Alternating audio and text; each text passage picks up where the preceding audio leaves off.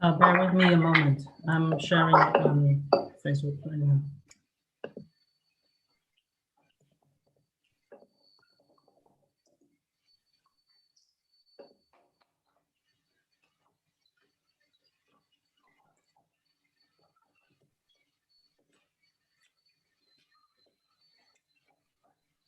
Bear with me a moment. I'm sharing on Facebook right now.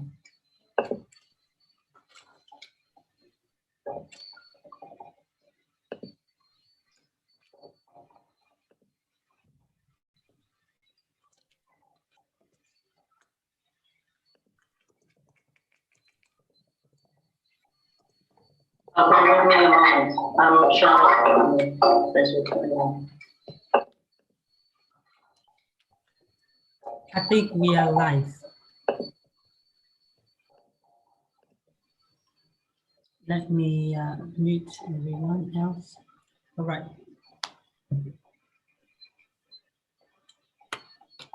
I'm sharing on Facebook right now.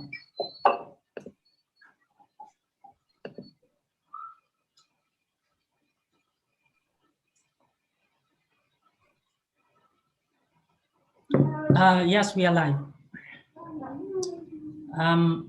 Hi, everyone. Let me introduce the topic today wait a second.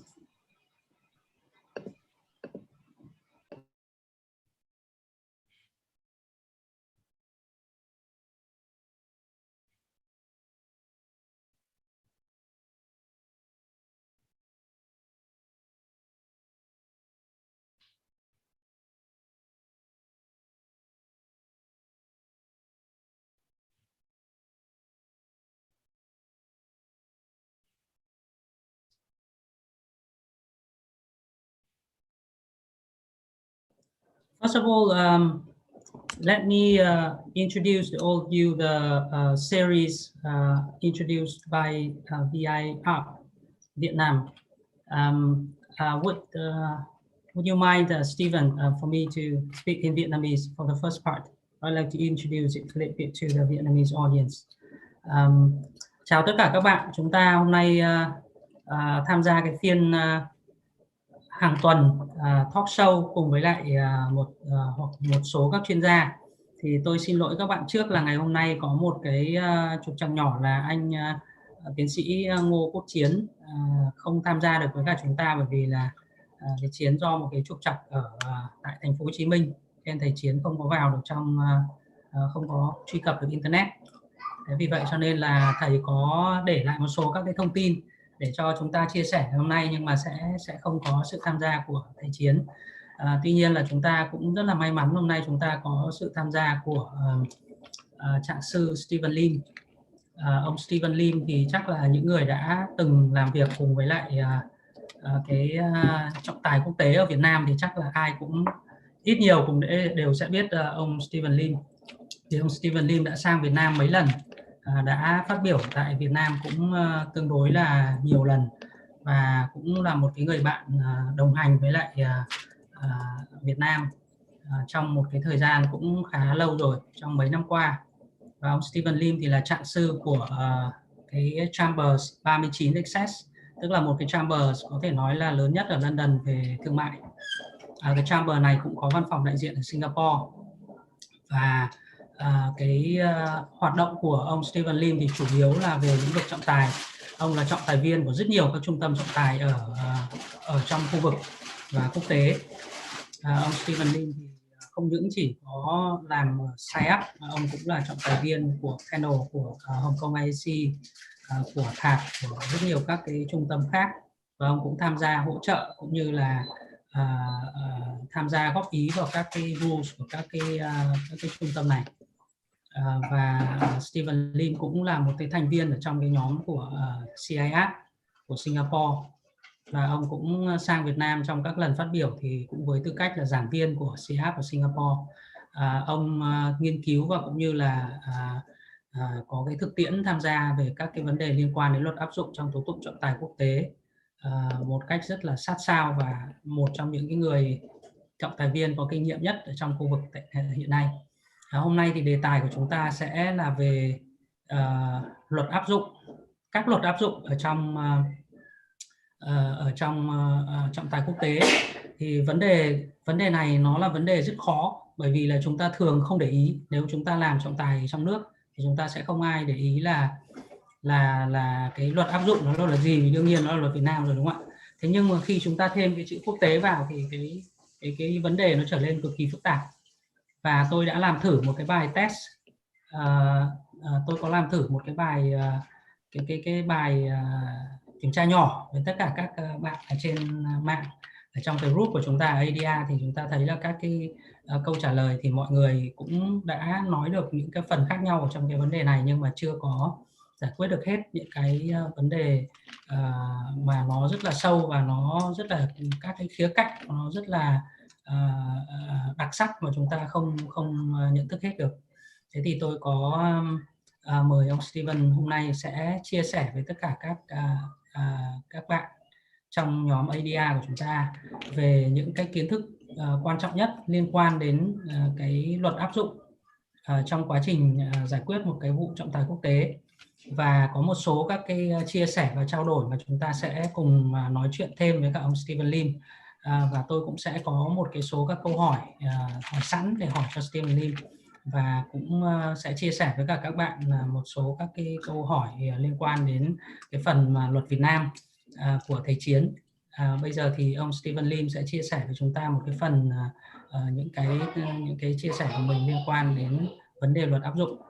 Hôm nay thì Steven Lim không có chia sẻ slide, tuy nhiên là chúng ta vẫn có một cái bản slide rất là chi tiết của Steven Lim trong những lần mà ông ấy giảng dạy trước, mà chúng tôi sẽ chia sẻ trên cái trang ADA. I have just introduced yourself, Stephen, and also I share with the audience your background and your experience and the background of today's topic. So could you please give a quick overview of what we are expecting in international arbitration and the interaction of various applicable laws? Thank you, Tony, for having me on this talk show for VIR. So we are going to talk about today, this evening, the different applicable laws in international arbitration. So by its nature, given that we are dealing with international arbitration, there are going to be several different laws that will impact the arbitration. The first of it, obviously, is the law governing the substance of the dispute. There's going to be a contractual dispute most of the time if it's arbitration, and that contract either has a law chosen by the parties, or if not, it will be governed by some law.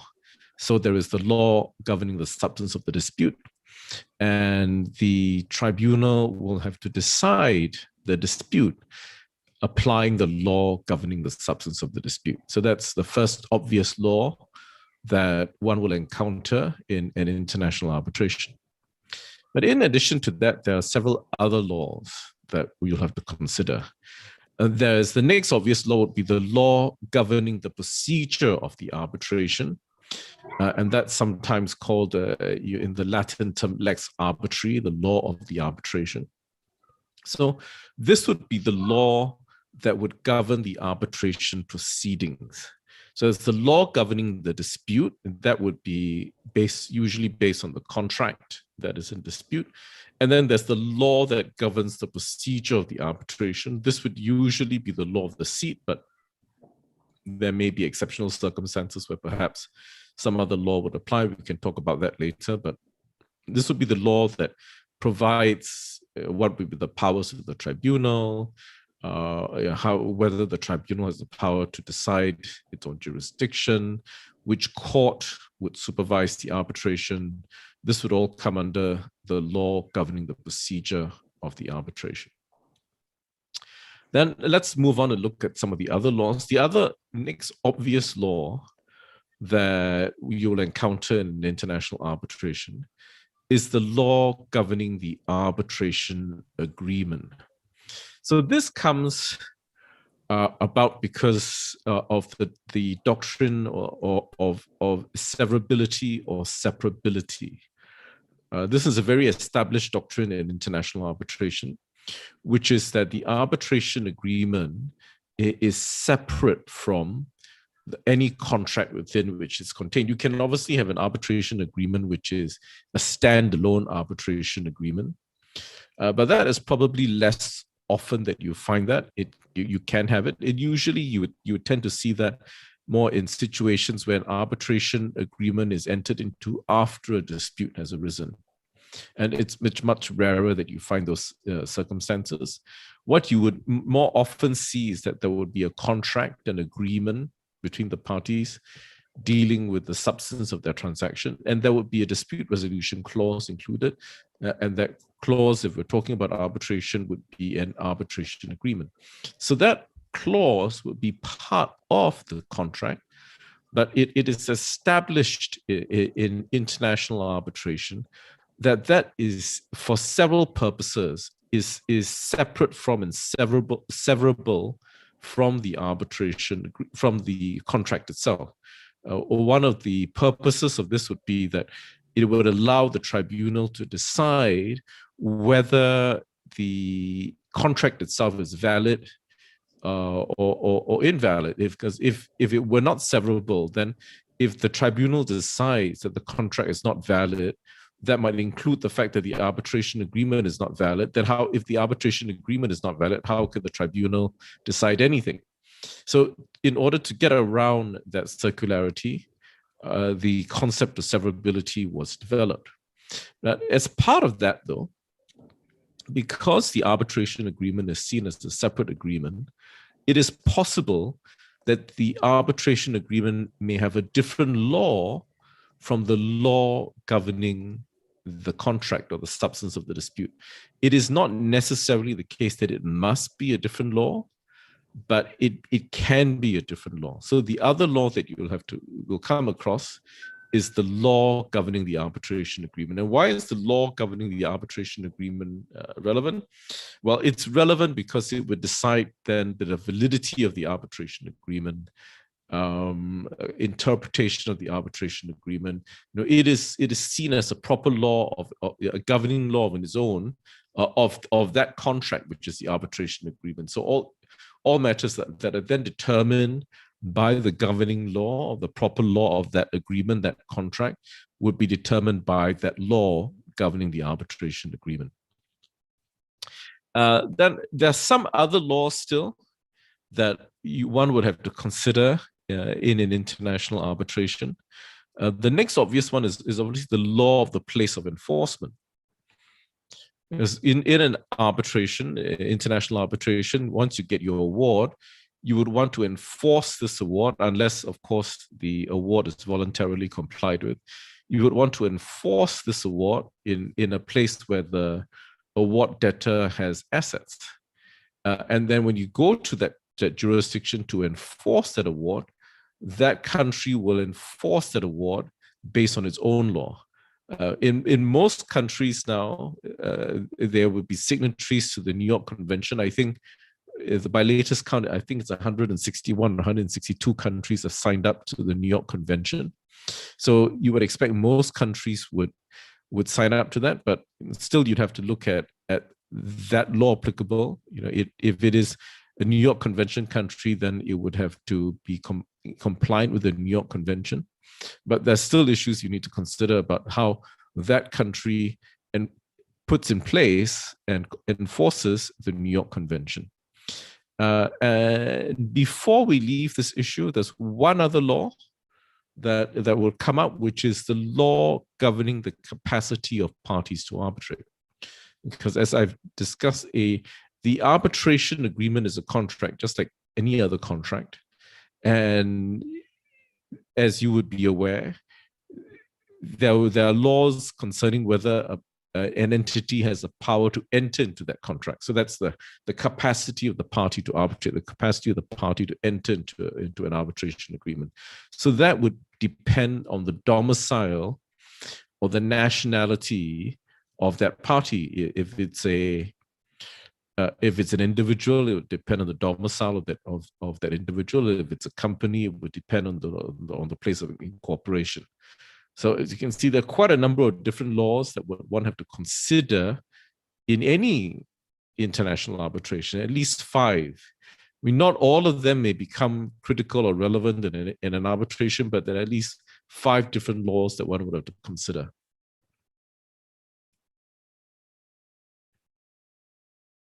So that's the introduction to the topic that we're discussing today, Tony.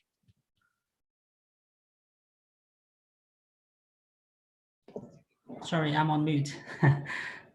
Thank you, Stephen. I think you touched base some fundamental issues in the laws governing the whole arbitration process, and you have also touched the enforcement place. More interestingly, you mentioned the law governing the capacity of the parties. This has some interesting cases in Vietnam, where the courts in Vietnam in the past, they tend to use Vietnamese laws to determine whether a company attending an arbitration proceedings to consider whether they have the capacity to enter into the contract, and also to consider whether the signatory has the full authority to sign the contract on behalf of that entity. Do you think that there is any problem with that approach, and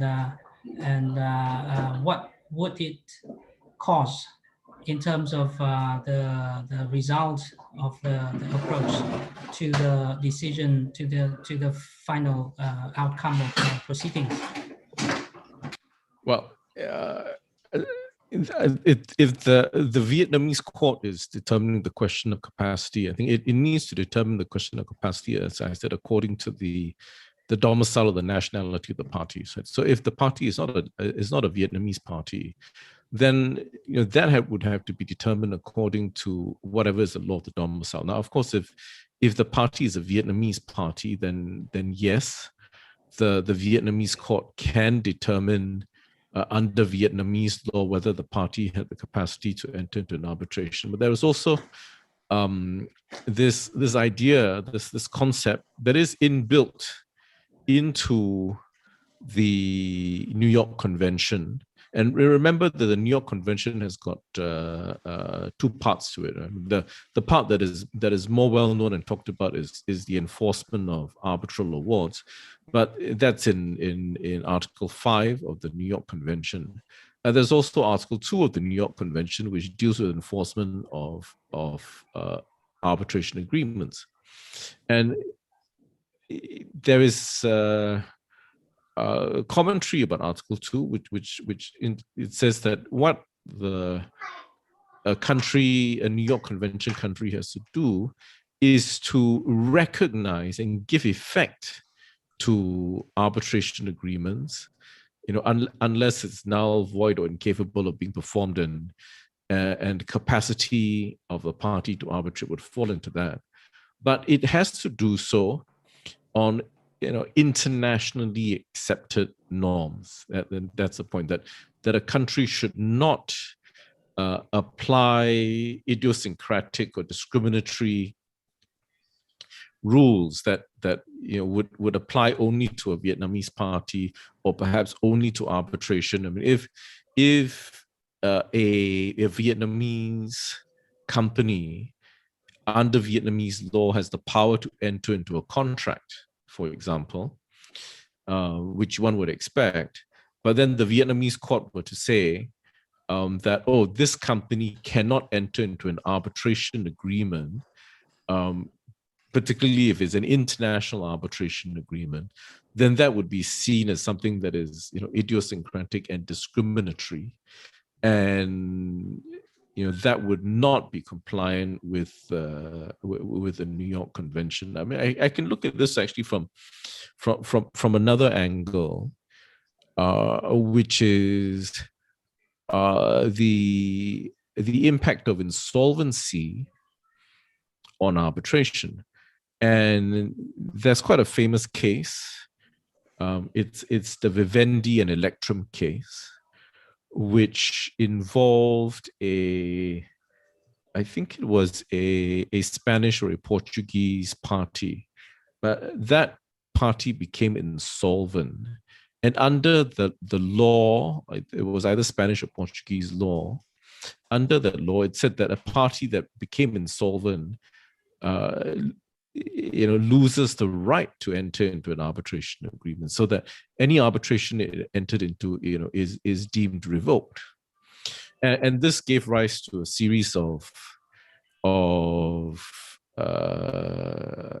cases in arbitration-related cases. There was one in Switzerland, one in England, and it came to in slightly different decisions in different places.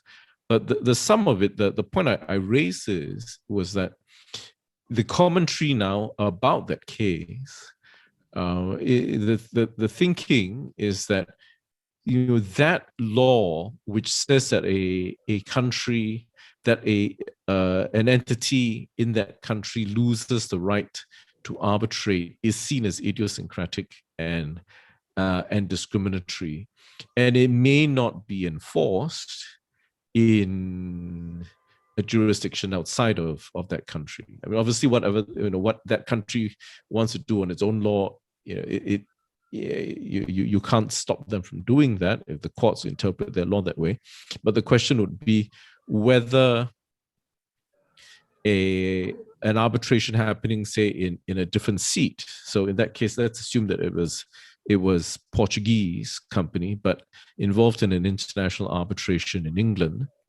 Now, would either an English tribunal or the English court have to give effect to that law, that Portuguese law, which revokes the power or the ability of that party to agree to an arbitration agreement? And the thinking is that, in line with the New York Convention, the answer would be no. That because that is an idiosyncratic, discriminatory law, which is not in line with international norms. You actually touch a very interesting topic as well, the insolvency. We can touch that later. But I go back to my original example, where the Vietnamese courts looking at an arbitration award, and in seeing whether or not the arbitration agreement has been established, they are looking at the capacity of the parties entering into this agreement. And there are two problems for the Vietnamese courts looking at that. First is the capacity of the parties will be governed by the law of the country, the domicile of the parties, as you mentioned. And the Vietnamese courts has no precedent or has no habit to refer to any law or to understand any law except Vietnamese law. So if they need to assess whether or not a party is having the full capacity to do something contractually, then they will have the only choice to rely on Vietnamese law. That is the first thing. And we came across the situation where a foreign law is introduced in the past, and we have never seen Vietnamese courts referring or using the such foreign laws to determine or to deliberate the decision. The second issue is the arbitration agreement is a separate and independent agreement to the substantive contract. So it might very well be governed by a foreign law. Could be the law of the seat, for example. So in that case, the contract law of that governing law will govern the validity of this arbitration agreement, right? And then the court of Vietnam, looking at it, they have the same problem. They can't understand and they can't take into account that law of the seat, whether, let's say, it's Singapore law governing the arbitration agreements, they are not going to understand whether or not the contract has been established or valid under Singapore law. And I don't think that the Vietnamese courts are ready to obtain an opinion from an expert of the Singapore law. For example, they come to you, Stephen, and ask whether or not under Singapore law this agreement exists. I don't think that Vietnamese court will do that. And this particular practical matters will exist in the assessment of the arbitration agreement and the capacity of the parties. What do you think? Well, it's not in line with international law. It's not in line with the New York Convention. The New York Convention, if you talk about enforcement of an award, so if what you're talking about is the Vietnamese court enforcing a foreign award, and then considering the question of the validity of the arbitration agreement, but the Vietnamese court will only apply Vietnamese law to the validity of the arbitration agreement, that's not in line with the New York Convention, because Article 5.1a of the New York Convention says that the validity of the arbitration agreement is to be considered first according to the law which the parties have subjected the agreement to, meaning either the express or implied choice of law of that agreement. And then secondly, thirdly, I would say actually, in the absence of an express or implied law of the arbitration agreement, then it is to be determined according to the law where the place where the award was made, so in the seat of the award. And if that is a foreign award, then that's not Vietnamese law. So it would be not in line with the New York Convention for Vietnam or a Vietnamese court to always determine validity of an arbitration agreement by Vietnamese law. Even if we say that this arbitration is seated in Vietnam, then it obviously depends to some extent on what is Vietnamese law as the law of the arbitration. But if it was anything similar to the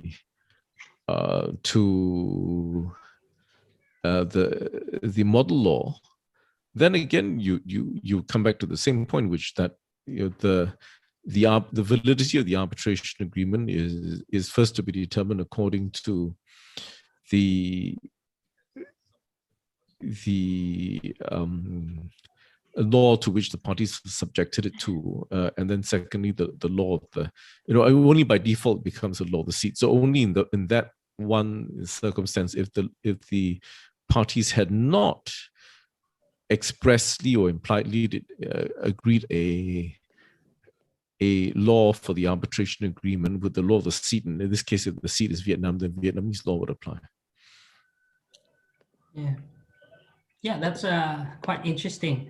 I will go back to your example of the insolvency. Under Vietnamese law, if a party become insolvent, then the arbitral proceeding must end. You have to stop the arbitration proceeding. It's out of question. The problem is that how to understand a party become insolvent. You know that under different laws, there might be different procedures for a firm or a company enterprise to be declared as insolvent, right? Or bankrupt. There might be, for example, 1 year of special administration. So the question is whether or not a tribunal in the middle of the case, hearing that heard that one of the parties, especially the respondent, for example, if it is a foreign party, is going bankrupt or already declared bankrupt. How can it verify this information where the party participating in the arbitration is under a procedure in a foreign country that Vietnam, it's very difficult for any authority or the tribunal in Vietnam to to determine, or VIC, for example, if it's under VIAC rules, to determine if they have to stop the proceeding. In many cases, it was controversial, and I understand the existing practice of VIC is that when they verify the information, normally from public, they will make a request to certain that information, and then it will just adjourn the proceeding. What is your experience internationally, and what should the tribunal do in that case? I've dealt with a few cases where this has arisen, where a party, and actually it's in both cases, it was a respondent that went into insolvency proceedings after the arbitration had commenced. So this is a somewhat, I think, complicated scenario, but it is not, I think, at least internationally, the situation that you say that the arbitration has to cease. So there are several levels at which you have to look at this. First of all, well, you first raise the question of, how do you determine whether the party is actually in insolvency proceedings? I don't think that is a difficult situation at all. How do you determine any fact in international arbitration? I mean, you are presented with the evidence, and you make a determination on that evidence. And usually in these insolvency proceedings, as you know, would be judicial proceedings. There would be some sort of order made under the law of the country, or of the where the insolvency is taking place.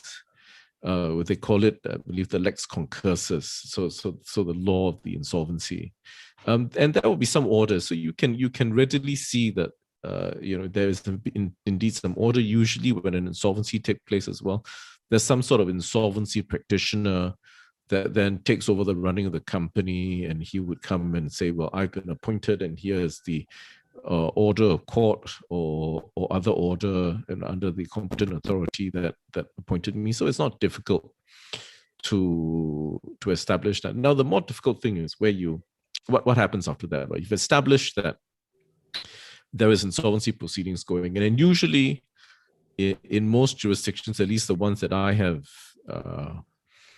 dealt with, in that country where that particular corporate entity is in insolvency proceedings, there will be a stay on proceedings. So in that country, you cannot continue any court or arbitration proceedings against that company. And the reason for that is understandable, because when you have insolvency proceedings, there is the need to sort of collect all the assets of the company and deal with them in a pari passu fashion for the creditors as a whole, and to allow one creditor to proceed with proceedings would not be in line with that. But the thing is, that stay of proceedings usually only applies and can only apply within that particular country where the insolvency is taking place. So the complexity is where the arbitration that is ongoing is seated in another jurisdiction.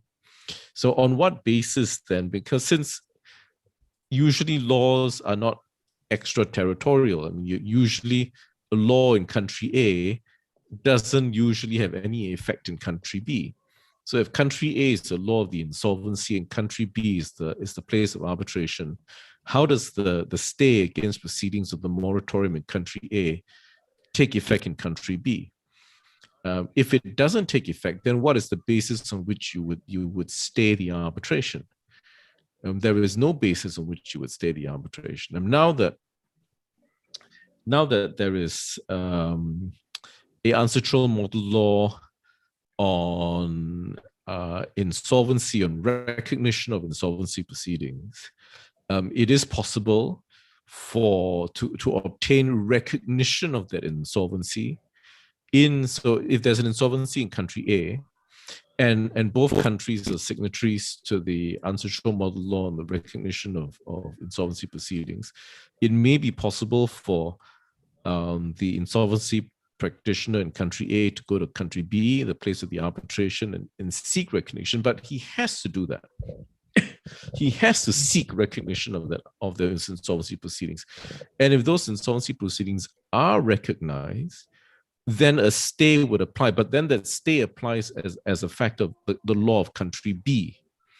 And because there is a stay, then you can't proceed because that is the law in country B. But if there's no such recognition, and there are certain criteria to recognition, so not all insolvency proceedings will be recognized. And if there's no stay, then there's no basis to proceed with the arbitration. There's no basis to stay the arbitration. Then you come to a different level, right? Which is that, does the insolvency impact or impair the capacity of the party to arbitrate? And those are the cases that I've discussed, where in some cases it was found that it did impair or impact the capacity of the party to arbitrate. But then, it actually was a Swiss court that gave effect to that.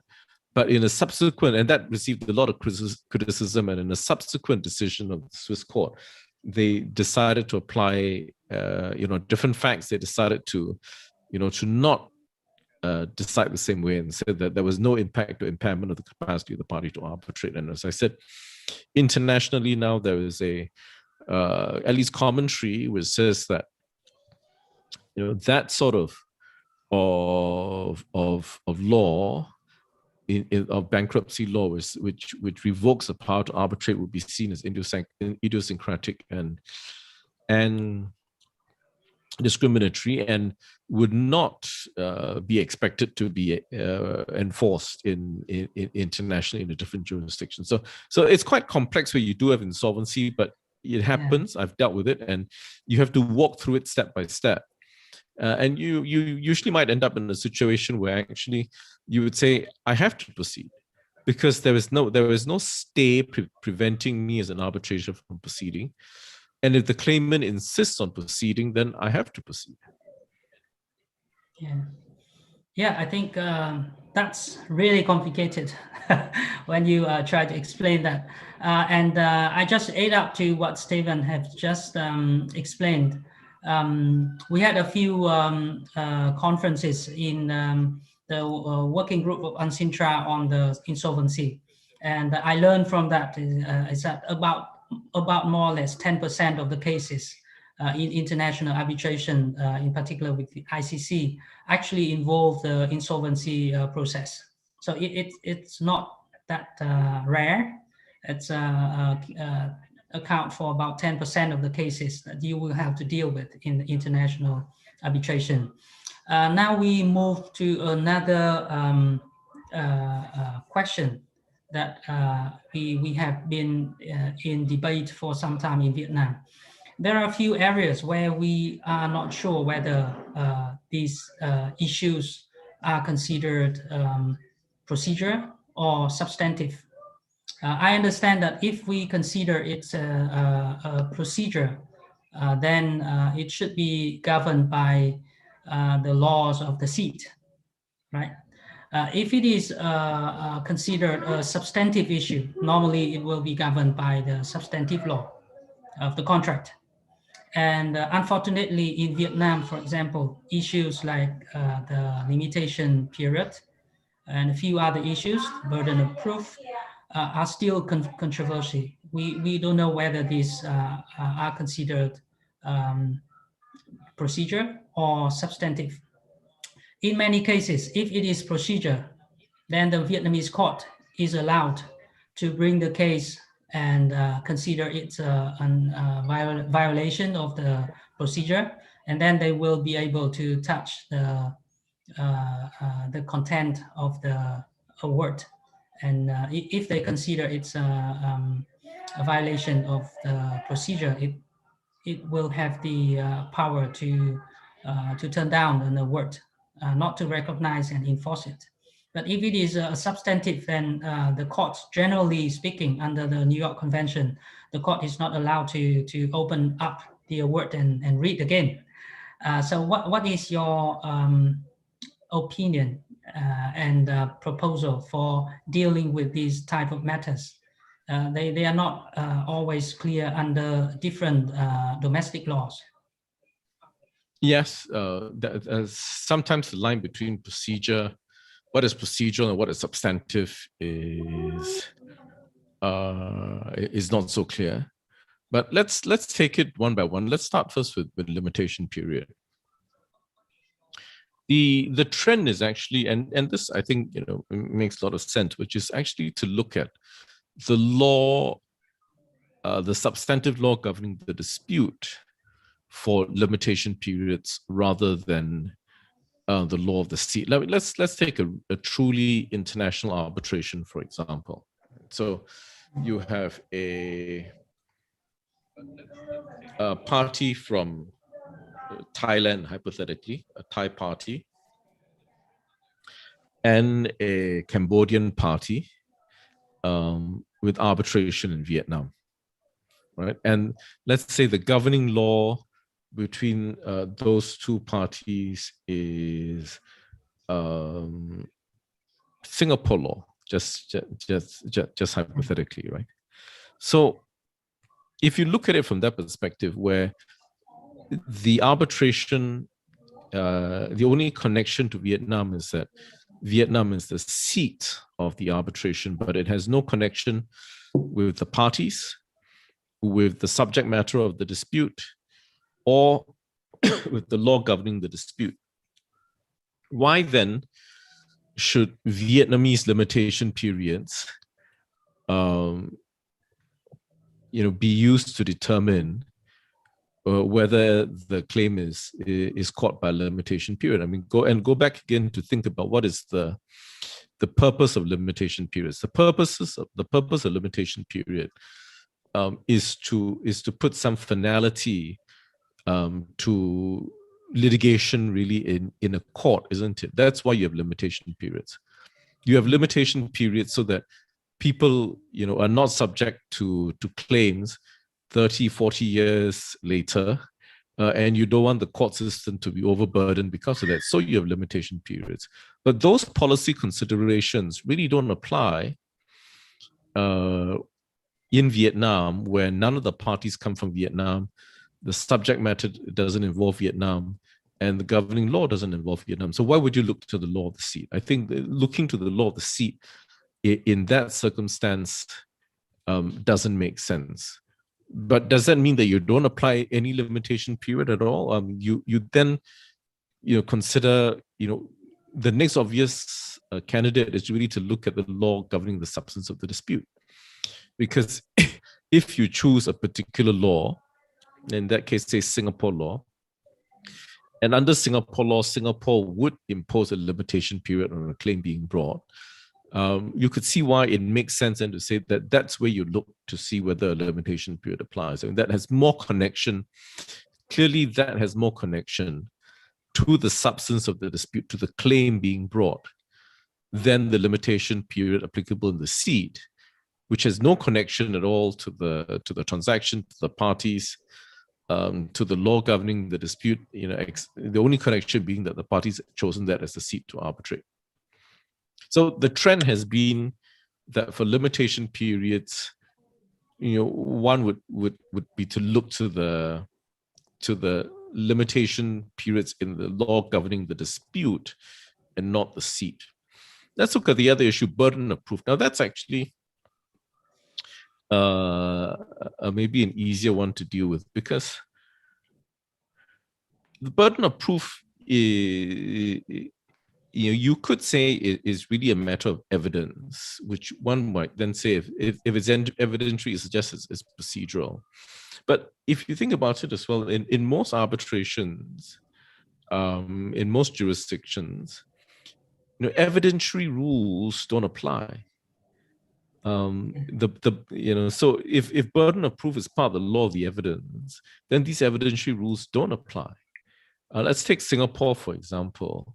Burden of proof is actually contained within the Evidence Act in Singapore, but the Evidence Act specifically says that it doesn't apply in arbitration proceedings. So, where do you find then the burden of proof? And the approach, and I think the accepted approach, is that the tribunals do not apply any burden of proof that is based on any particular legal system, but actually develop sort of an international standard for the burden of proof applicable in international arbitration. And that is quite accepted. And the question of burden of proof, and the other question is actually standard of proof. There's burden of proof and standard of proof. And in international arbitration, it usually is the case that tribunals really just apply what is seen as an internationally accepted. And I mean, the burden of proof being, he who asserts a fact or a contention needs to prove it. So he who asserts bears the burden of proving it. And in terms of the standard of proof, it is usually seen, on a balance of probability. In these cases. So that's what's generally accepted in international arbitration, and that's what is applied. And most tribunals do not apply any particular national law concerning the burden of proof or the standard of proof. And specifically when you take into consideration that in many jurisdictions, the tribunal sitting in those jurisdictions, has the full discretion to deal with evidentiary matters, with admissibility, weight, materiality, everything else. And that would also include the question of the burden of proof and the standard of proof. Yeah. Thank you very much, Stephen. Just for your information, under Vietnamese commercial law 2010, the limitation period is 2 years, and that's in the procedure law. It's not in the substantive law. That is some sort of, I think, misunderstanding, because as you said, I heard the first time I heard about this issue of controversial is between several courts in Vietnam, where one of the courts applied the limitation period concept as procedure, and the other court applied as a substantive issue. And it was said that the general common law approach is that the limitation period is part of the procedure law. So that is something that amazed me. So I did some research of my own, and I went to the Singapore Arbitration Act and the Arbitration Act 1996 of England, of English law. And I saw that actually they consider the foreign law, the Foreign Arbitration Acts with the limitation period as a substantive issue. So it's exactly as what you said. The approach, the existing approach is that it's more a substantive issue than a procedure, even if it talks about the limitation or the timing, but it's right. But the situation now in Vietnam is a little bit weird. We still have it in the arbitration law, which means that we have to use it because it's a specific law rather than the general law. And that will be a topic for a future renovation of the Vietnamese law.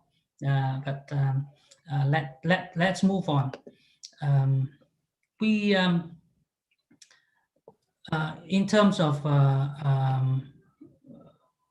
the interaction with between the procedure law and the rules of the institutes, also the autonomy of the parties. What is your comment on your, can you provide a background of how to evaluate these elements in the process of, for example, the parties' agreement on the number of arbitrators, the procedure, how it is done, and then in the context of institutional rules being applied to the proceeding, and finally of the law of the seat. What would be the key points that one has to take note?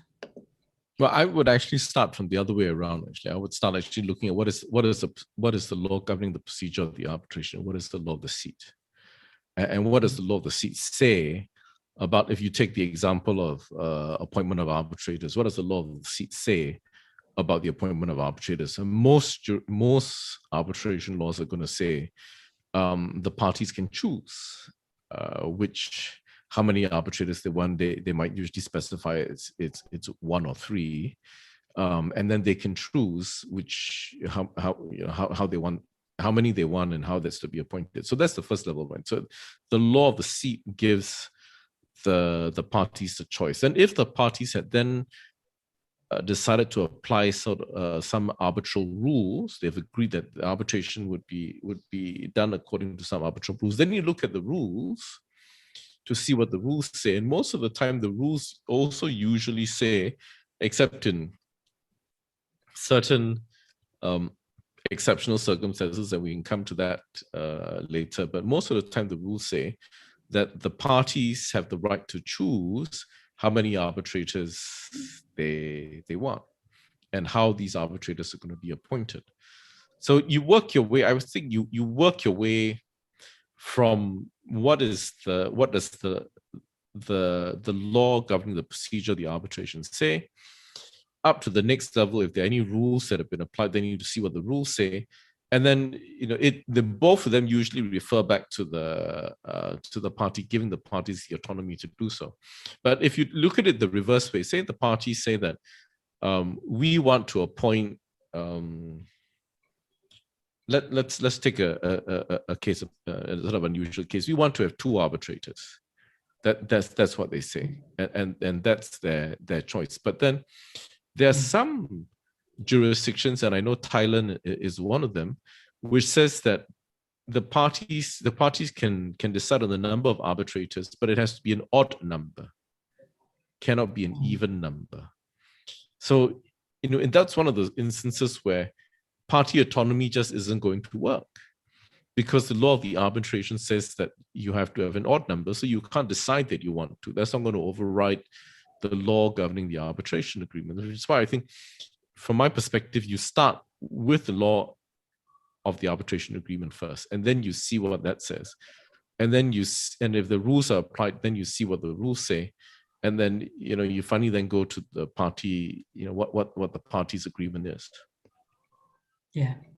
There was a case in Shanghai No. 1 Court where the court rejected a SIAC award on the ground that it did not respect the parties' agreement of selecting 3 parties.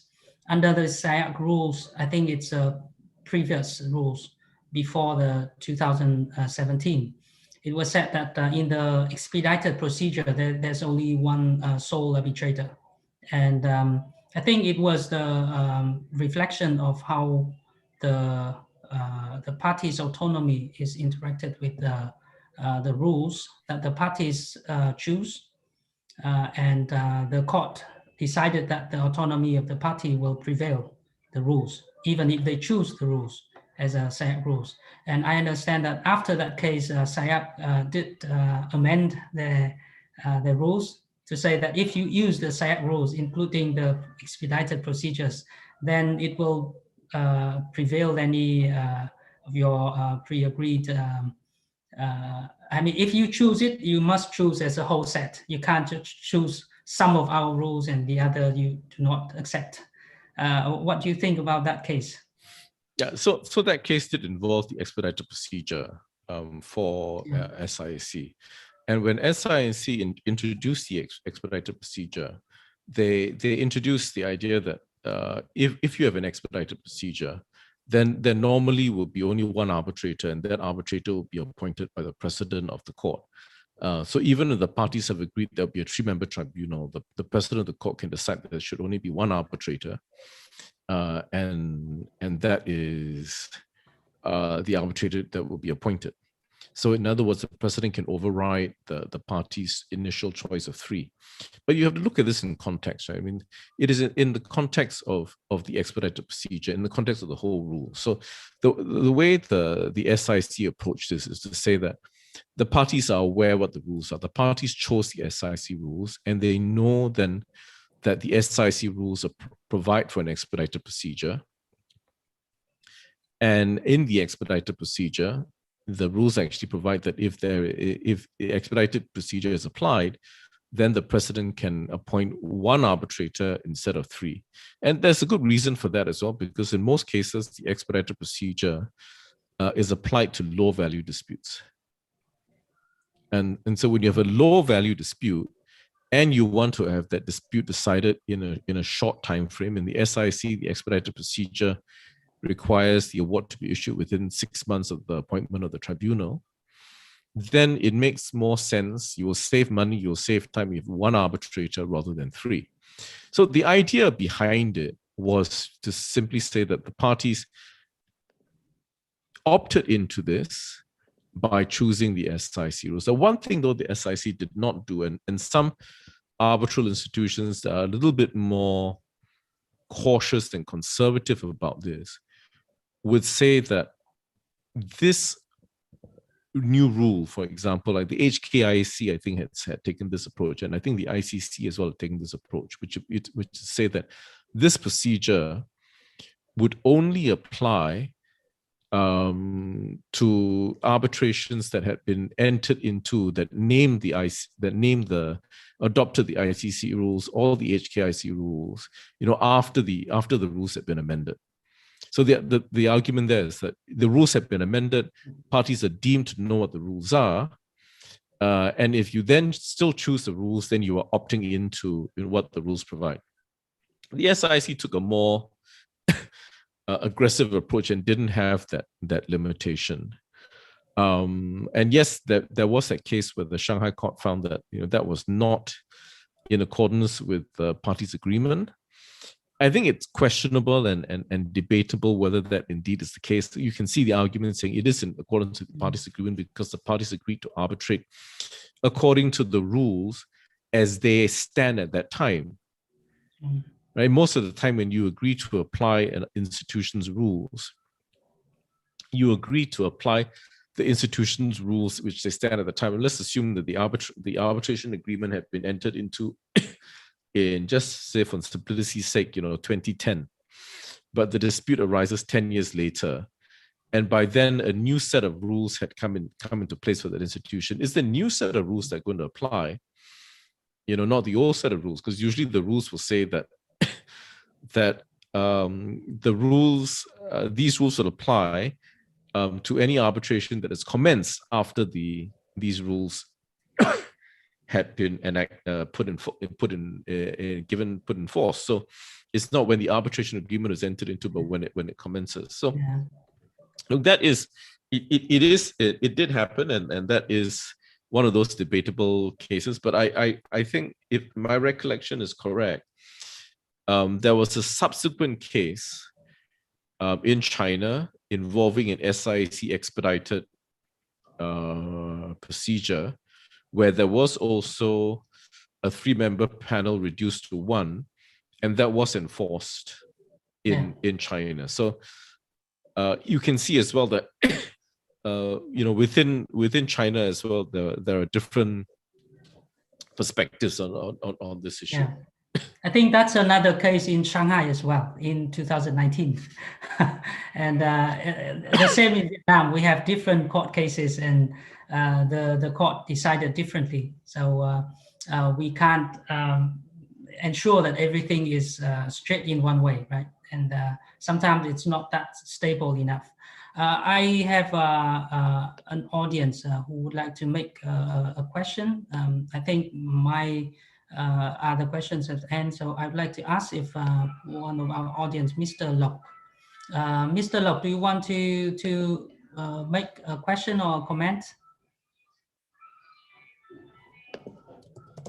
Let's see if it's still there.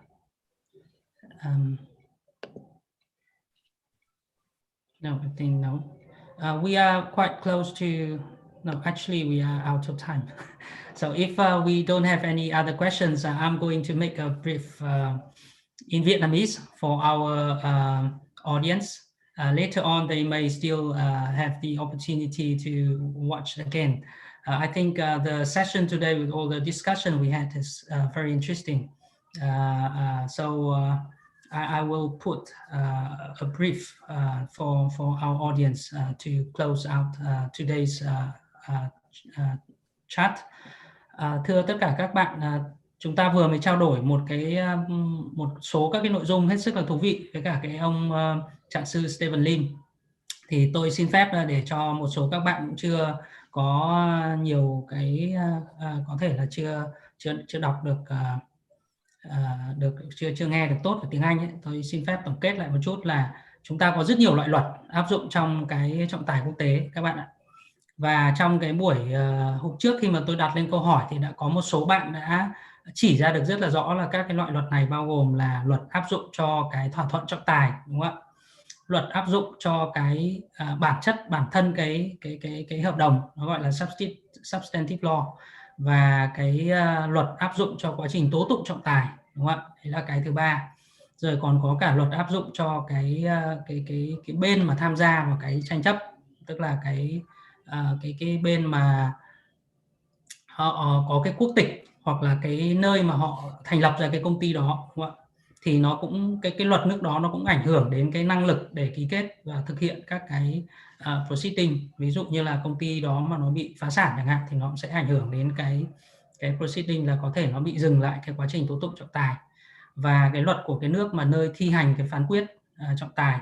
Vậy thì tất cả các cái luật này nó đan xen lẫn nhau, và thậm chí nó còn có cả những cái quy định mà nó không phải là luật của quốc gia, nhưng mà như ông Stephen Lim ông ấy trình bày là có những cái quy định chung mà mọi người đều những cái nguyên tắc chung trọng tài quốc tế họ chấp thuận.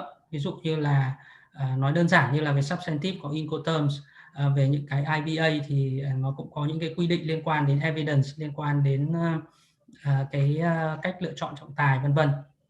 Thì đấy là những cái nội dung mà chúng ta có thể sẽ bắt gặp trong quá trình chúng ta thực hiện một cái quá trình tố tụng trọng tài. Và một số câu hỏi đã được đưa ra trong Stephen Lim, ví dụ như là trong những trường hợp mà nó không rõ ràng giữa cái việc là một cái vấn đề đó nó thuộc vào luật nội dung hay là luật hình thức, tức là vấn đề procedure hay là vấn đề substantive, thì chúng ta sẽ làm thế nào? Thì thông thường là ông Stephen Lim ông ấy cũng có giải thích rằng là chúng ta có thể là đưa những cái vấn đề này về ngay những cái những cái giỏ đúng của nó. Ví dụ như vấn đề về thời hiệu khởi kiện chẳng hạn, thì chúng ta đối với trọng tài quốc tế thì chúng ta cần phải xem nó là một vấn đề về substantive, tức là vấn đề về luật nội dung, chúng ta không xem nó là vấn đề luật hình thức. Tương tự như thế thì cái burden of proof, tức là cái nghĩa vụ ai là phải chứng minh, thì nó cũng phải được xem là một vấn đề về nội dung, và đây là cái xu hướng chung trong trọng tài quốc tế. Thế còn những vấn đề về mặt hình thức thì chúng ta sẽ cố gắng là chúng ta xếp nó sang một bên, ví dụ như là rules of evidence chẳng hạn, tức là cái nguyên tắc về mặt chứng cứ như thế nào. Đấy là các cái nội dung chính mà chúng ta đã được tham khảo hôm nay, và cũng có cả vấn đề liên quan đến việc là các cái luật mềm, rồi các cái rules, các cái bộ nguyên tắc của các trung tâm trọng tài quốc tế thì nó đóng vai trò gì trong cái quá trình các bên tham gia tranh tụng trọng tài. Tôi xin phép là chấm dứt cái buổi hôm nay ngày hôm nay, vì chúng ta cũng đã hết hơn 1 tiếng rồi. Rất cảm ơn tất cả các bạn đã chú ý theo dõi, và hy vọng rằng những bạn nào mà chưa được xem thì chúng ta có thể xem lại cái chương trình này. Vì những thông tin mà hôm nay Stephen Lim chia sẻ là những thông tin rất là phải nói là rất thú vị, và có những cái tầng sâu mà chúng ta cần phải xem đi xem lại chúng ta mới hiểu được. Ví dụ như cái vấn đề liên quan đến cách xử lý khi một bên bị coi là insolvency, khi một bên mà bị coi là bị phá sản hoặc là đang trong trình tự phá sản, thì chúng ta sẽ phải làm gì ở cái nước của họ, và chúng ta sẽ phải quay lại chúng ta làm gì ở cái nơi mà đang diễn ra quá trình tố tụng, vân vân. Thank you, Stephen Lim. You have been providing a very interesting lecture today, and a lot of good discussion and reflection on the topic. We hope to see you again, and hope to see you in Vietnam in person. And have a very good night, and have a nice weekend. Thank you, Tony. Thank you. Pleased to have been part of this. Yeah, thank you. Thank you. Xin chào tất cả các bạn. Bye bye. Chúc các bạn ngủ